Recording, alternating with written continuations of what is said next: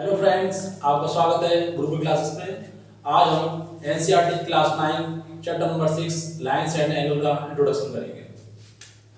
Lines क्या होती है आपने पढ़ा होगा, पिछली क्लास में पढ़ा होगा। लाइंस क्या है, इस तरह से लाइंस होती है, ठीक है। इसको हम लाइन बोलते हैं। अगर एक से ज़्यादा हो जाती है तो वो लाइंस हो जाती है। जैसे और लाइन कहते हैं इसको, जैसे ये लाइन्स है, सब क्या है, ये लाइन है सब। तो एक से ज़्यादा हो जाती है तो लाइंस लिखते हैं इसको, ये लाइन है। नेक्स्ट वर्ड है इंटरसेक्टिंग लाइंस। इंटरसेक्टिंग लाइंस वो लाइन होती है जो आपस में एक दूसरे को काटती हैं। जैसे ये लाइन, ये और ये लाइन है, इसका नाम ए बी लाइन है, इसका नाम सी डी है। ये आपस में इंटरसेक्ट कर रही है at a point O. Intersecting का मतलब होता है कि वो लाइन जो आपस में एक दूसरे को काटती हैं। लाइंस क्लियर हो गया, इंटरसेक्टिंग लाइन क्लियर हो गया। पैरेलल लाइंस, पैरेलल लाइंस पिछले चैप्टर में पढ़ाया था, एक बार फिर आपको बता देता हूं पैरेलल लाइंस क्या होती है। पैरेलल लाइंस वो होती है जो आपस में कभी आगे तक कितना भी इसको बढ़ाते जाए आगे जाके नहीं मिलेगी, उसे बोलते हैं लाइंस। और इनके बीच में जो डिफरेंस रहता है वो सेम रहता है। जो डिस्टेंस इनके बीच में रहेगा, जैसे इसके बीच में 2 सेंटीमीटर डिफरेंस है, तो 2 सेंटीमीटर डिफरेंस आगे तक कितना भी इसको प्रोड्यूस करो चलेगा। पैरेलल लाइंस कभी भी आगे जाके मिलती नहीं है, वो होते हैं parallel lines. Next point students, अब हम पढ़ेंगे एंगल्स।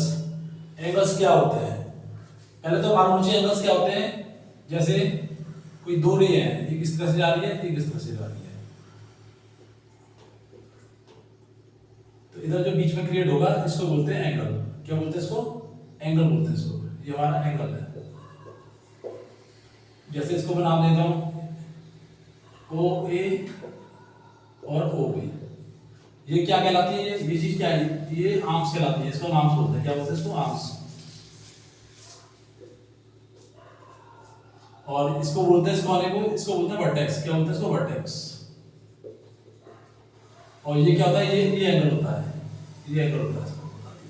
एंगल से होता है, एंगल किससे बनता है, दो आर्म्स से मिलकर एक एंगल बनता है, उसको एंगल बोलते हैं। अब एंगल्स, टाइप्स ऑफ एंगल होते हैं। अब इसमें दे रखा है एक्यूट एंगल। एक्यूट एंगल क्या होता है, 90 डिग्री से छोटा होता है, लेस देन 90 डिग्री, मतलब 90 डिग्री से छोटा, 90 डिग्री से छोटा। एक्यूट एंगल 90 डिग्री से छोटा होता है। फिर राइट एंगल होता है। राइट एंगल कितने डिग्री होता है, 90 डिग्री होता है, इक्वल टू 90 डिग्री का। राइट एंगल 90 डिग्री का होता है। जैसे आपने देखो, इसमें जो डी होती है, इसमें इस तरह से बना होता है 0, 90, फिर उससे छोटे होता था 80, 70, 60, 50, इस तरह से 40, 30, 20 और 10 इस तरह से बने होते हैं। आपने देखा होगा इसमें। तो क्या होता है, जो 90 से जो छोटे होते हैं, इधर से जो 90 से छोटे होंगे वो सब एक्यूट कहलाएंगे। क्या कहलाएंगे, एक्यूट एंगल। और जो 90 डिग्री होगा उसको राइट एंगल बोलते हैं, और 90 से बड़ा होगा उसको बोलते हैं ऑब्ट्यूस एंगल। देखो राइट एंगल कितनी होता है, 90 डिग्री का, इक्वल टू 90 डिग्री का होता है। क्लियर है। नेक्स्ट पॉइंट है ऑब्ट्यूस एंगल। ऑब्ट्यूस एंगल होता है ये greater than 90 degree and less than 180 degree. 90 degree से बड़ा होता है और 180 से छोटा होता है। इसको आप हिंदी में लिख लो, 90 डिग्री से बड़ा और 180 डिग्री से छोटा। ये सीधी लाइन होती है इस तरह से। ये कितना होता है, ये 180 की होती है यहाँ पे। और जो तुम्हारा बनेगा ऑब्ट्यूस एंगल क्या, 90 से और 180 के बीच में इधर ऑब्ट्यूस एंगल बनेगा। ठीक है, ये ऑब्ट्यूस एंगल होता है। और स्ट्रेट एंगल कितना होता है, 180 डिग्री का। सीधी लाइन कह सकते हो, कोई अगर सीधी लाइन है, इस तरह से सीधी लाइन है, तो ये स्ट्रेट एंगल है, 180 डिग्री का होता है। स्ट्रेट एंगल 180 डिग्री का होता है। इसके अंदर रिफ्लेक्स एंगल, रिफ्लेक्स एंगल होता है ग्रेटर देन 180 डिग्री और लेस देन 360, मतलब 180 से बड़ा, 180 डिग्री से बड़ा और 360 डिग्री से छोटा। ये रिफ्लेक्स एंगल होता है। एक बार और मैं बता देना आपको, एक्यूट एंगल होता है 90 से छोटा। राइट एंगल होता है 90 डिग्री का, equal to 90 degree. Obtuse angle होता है 90, 90 से बड़ा और 180 से छोटा, मैंने हिंदी में भी लिख दिया था आपको। और स्ट्रेट एंगल होता है 180 डिग्री का इक्वल टू 180 डिग्री, इस तरह से आपको मिलेगा नहीं, तो ये 180 डिग्री होगा तो स्ट्रेट एंगल होगा। रिफ्लेक्स एंगल होता है 180 डिग्री से बड़ा और 180 बड़ा और 360 से छोटा। और ये आपको पता है, इस तरह से इसमें नोट करते हैं। इधर से आपको एक बार बताया था मैं, इधर से इधर इस तरह से जो नीचे होंगे वो एक्यूट एंगल, क्या होंगे एक्यूट एंगल। और इधर से ऊपर जो इंक्रीज होगा आपका, जैसे 100 हुआ 110 हुए, ये सब क्या कहलाएंगे, ये ऑब्ट्यूज एंगल कहलाएंगे, ऑब्ट्यूज। और 101 ये बनता है स्ट्रेट एंगल, ये बता दिया आपको। अब हम पढ़ेंगे pair of angles. Pair of angles जैसे कंप्लीमेंट्री एंगल्स। कंप्लीमेंट्री एंगल्स क्या होता है, सप्लीमेंट्री एंगल्स क्या होता है, एडजेसेंट एंगल क्या होता है, इसको एक एक करके पढ़ते हैं। कंप्लीमेंट्री एंगल्स वो होता है किसी दो एंगलों का जोड़ 90 डिग्री हो, sum of two angle is 90 degree is called a complementary angles. Sum of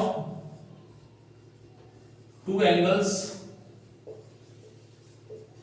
is 90 degree is called a complementary angles। इसके एग्जांपल जैसे दे सकते हैं, जैसे एक एंगल 60 डिग्री का है, एक एंगल 30 डिग्री का है, तो इनका सम होगा 90 डिग्री। तो ये आपस में क्या कहलाएंगे, ये आपस में कंप्लीमेंट्री एंगल कहलाएंगे। एक और एग्जांपल ले लेते हैं, 45 डिग्री प्लस 45 डिग्री, इन दोनों को सम करता हूं तो 90 डिग्री होगा, तो इसको बोलेंगे कंप्लीमेंट्री एंगल। इसको एक और डायग्राम से नोट कर देते हैं एक तरह से। इसका डायग्राम बनाता हूं एक, जैसे आप मान लीजिए इस तरह से है,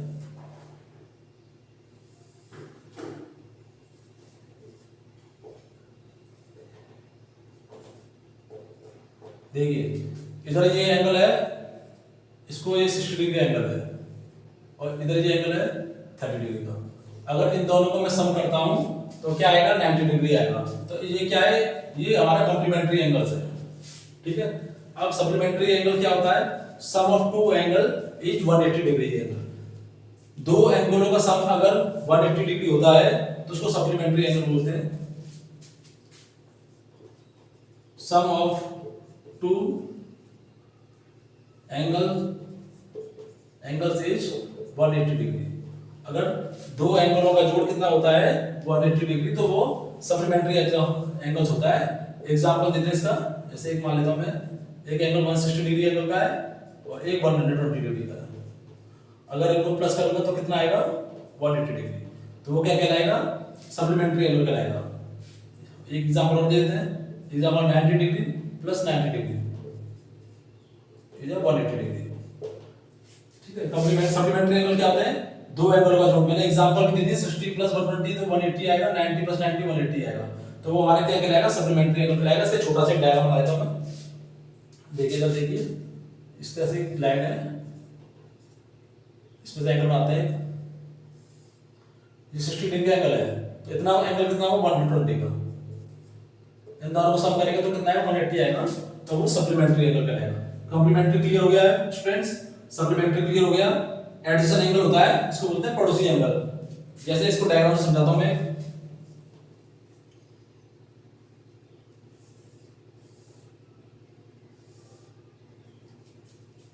इधर एक्स एंगल मानता हूं मैं, इसको मैं वाई मानता हूं, एक एंगल और बना लेते हैं, इसको जेड मानते हैं, जेड एंगल।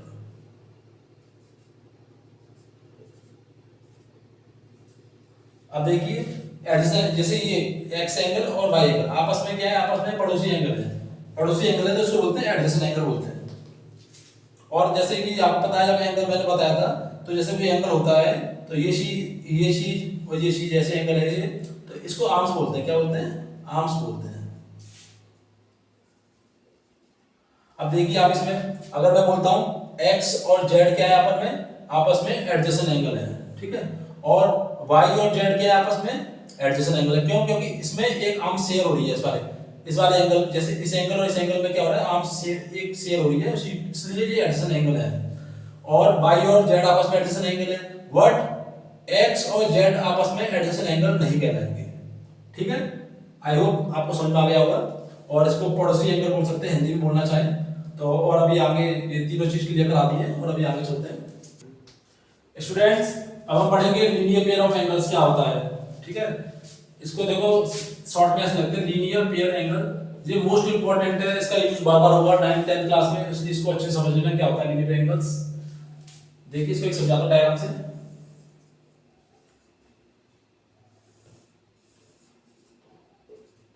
ये एंगल x है, ये एंगल y है, ये एंगल z है। अगर मैं इन तीनों को सम करता हूं तो कितना आना चाहिए 180 डिग्री आता है, तो वो लीनियर पेयर एंगल कहलाता है। जैसे angle x angle y plus angle z equal to 180 degree angle, इसको बोलते हैं लीनियर पेयर एंगल्स। ठीक है, इसका डायग्राम एक ऐसे कभी इस तरह भी बन सकता है, x और y x degree y degree मान लेते हैं, जो डिग्री है डिग्री लिख सकते हैं इसको। ठीक है, तो h डिग्री मतलब इसका सम क्या होगा 180 डिग्री होगा। कहने का मतलब ये है लीनियर एंगल एक सीधी लाइन है, अगर उस पे जितने भी एंगल बन रहे हैं उन सब का जोड़ कितना होना चाहिए 180 डिग्री, उसको लीनियर पेयर एंगल हम बोलते हैं। ओके, अब है vertical opposite angle. Vertical opposite angle क्या होते हैं, शॉर्ट में इसको लिख देते हैं कोई वर्टिकल अपोजिट एंगल, इस तरह से यूज करेंगे आगे। ये क्या होते हैं आपस में इस तरह देखिए, इसके अपोजिट है, जैसे ये एंगल ए है, इसके अपोजिट एंगल बी है, तो आपस में क्या होगा angle A is equal to angle B होगा बराबर। वर्टिकल अपोजिट एंगल आपस में बराबर होते हैं, और इसको हम ऐसे मान लेते हैं ये सी है ये डी है। ठीक है, तो एंगल सी, ये angle A equal to angle B, angle C equal to angle D, because these are vertical opposite angle. Vertical opposite angle क्या है, आमने सामने कह सकते हो, ये आमने सामने वर्टिकल अपोजिट एंगल है, ए बी के बराबर होगा, सी डी के बराबर होगा। ठीक है student, linear pair of angle समझा दिया, वर्टिकल अपोजिट समझा दिया, अब आगे बढ़ते हैं स्टूडेंट्स। अब हम समझेंगे कॉरस्पॉन्डिंग एंगल क्या होता है, अल्टरनेटिव ट्रायंगल क्या होता है, अल्टरनेट ट्रायंगल क्या होता है, कोइंसिडेंट एंगल्स क्या होता है। ठीक है, ये इधर मैंने आपको एक डायग्राम बना रखा है, ये दो पैरेलल लाइन है, इधर से एल लाइन इसको कट करती हुई जा रही है, इस लाइन का नाम हम दे देते हैं एम दे देते हैं, और उसको एन दे देते हैं। ठीक है, ये इधर से ट्रांसवर्सल लाइन है। ट्रांसवर्सल लाइन क्या होती है, ये आपस में दो पैरेलल लाइन पर कोई लाइन काटती हुई जाती है, इसको ट्रांसवर्सल लाइन बोलते हैं। ठीक है, इसमें एंगल बने हुए एंगल को आपको अच्छे से याद होना चाहिए, जब भी तुम आगे क्वेश्चन कर पाओगे एक्सरसाइज में, नहीं तो प्रॉब्लम आएगी। क्रॉसपॉन्डिंग एंगल्स क्या होते हैं, क्रॉसपॉन्डिंग एंगल वो होते हैं जैसे एक बाहर का एंगल हो एक अंदर का एंगल हो। जैसे एंगल 1 है, ये बाहर का एंगल है, एक बाहर है एंगल, और एक अंदर का angle 5, angle 1 and angle 5। Angle 1 equal to angle 5 होगा, क्योंकि ये क्या है, ये क्रॉसपॉन्डिंग एंगल है। और कैसा है, एक एग्जांपल हो गया इसका एंगल 2 और एंगल 6, क्योंकि ये बाहर का है ये अंदर का है, एंगल 2 इक्वल टू एंगल 6। और ऐसे ये भी हो सकता है एंगल 3 इक्वल टू एंगल 7, क्यों, क्योंकि ये एक अंदर है एक बाहर है, एंगल 3 इक्वल टू एंगल 7। इसी प्रकार एंगल 4 वाला एंगल 8 के बराबर होगा। ये क्या है, करस्पॉन्डिंग एंगल्स है। ठीक है, इसको अच्छे से याद कर लेना। एक बार और रिपीट कर देता हूं, एंगल 1 और एंगल 5, एक बाहर का एंगल है एक अंदर का एंगल है, तो ये क्या है, करस्पॉन्डिंग एंगल कहलाएगा। इसी प्रकार 2 और 6, इसी प्रकार 3 और 7, इसी प्रकार 4 और 8, ये क्या है, करस्पॉन्डिंग एंगल्स हैं। अब बताते हैं अल्टरनेट इंटीरियर एंगल्स।